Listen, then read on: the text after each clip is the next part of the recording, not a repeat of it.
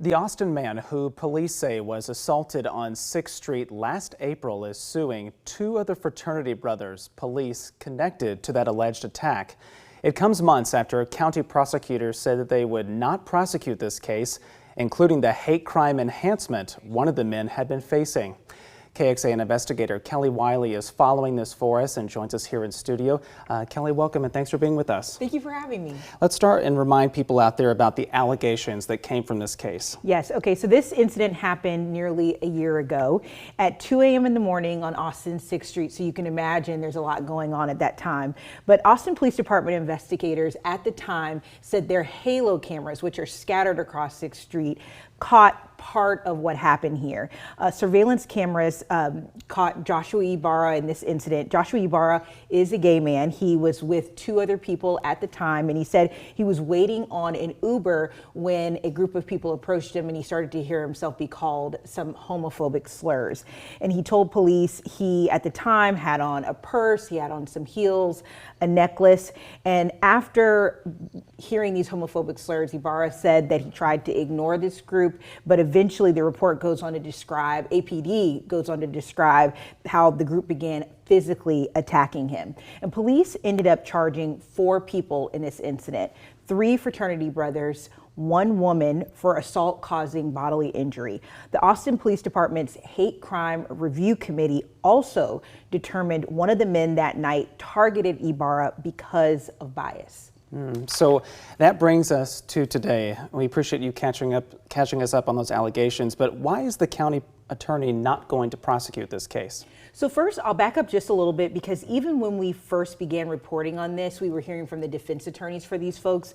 The defense attorneys for those accused told us the video actually showed Ibarra's friend, a woman, make the first physical contact that night. And the attorney for the man that's facing a hate crime enhancement said his client did not make any prejudicial statements. One attorney called Ibarra's account of the events misleading. Another said he was lying. But that brings us now to, you just asked why the county attorney is not prosecuting this case. A spokesperson for the county attorney's office told us the case had several complicating factors. And after what they called an exhaustive review, they determined the evidence did not meet their highest legal standard of proof beyond a reasonable doubt. But again, they're not saying anyone was lying. They're just saying that there were complicating factors and that the evidence didn't meet that high bar. The legal team for Mr. Ibarra did shed some light on what those complicating factors were. He said the halo camera that was mentioned in that police report was from a distance, and that it's not the best quality. It does not have audio. And he said there was some confusion over who initiated the first physical contact because of the quality of that video. Defense attorneys have told us Ibarra's friend lunged at this group of fraternity brothers and struck one of the men accused in the case.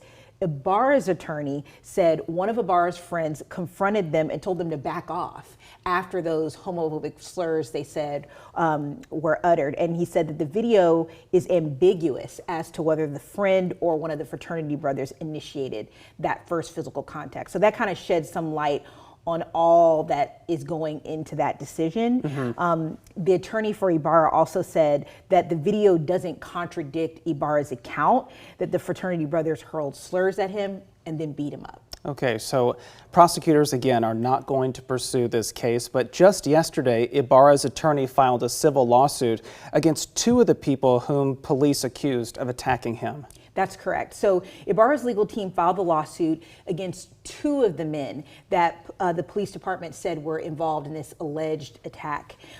They also are suing their fraternity, Delta Sigma Phi. The UT chapter of that fraternity also is involved in this suit.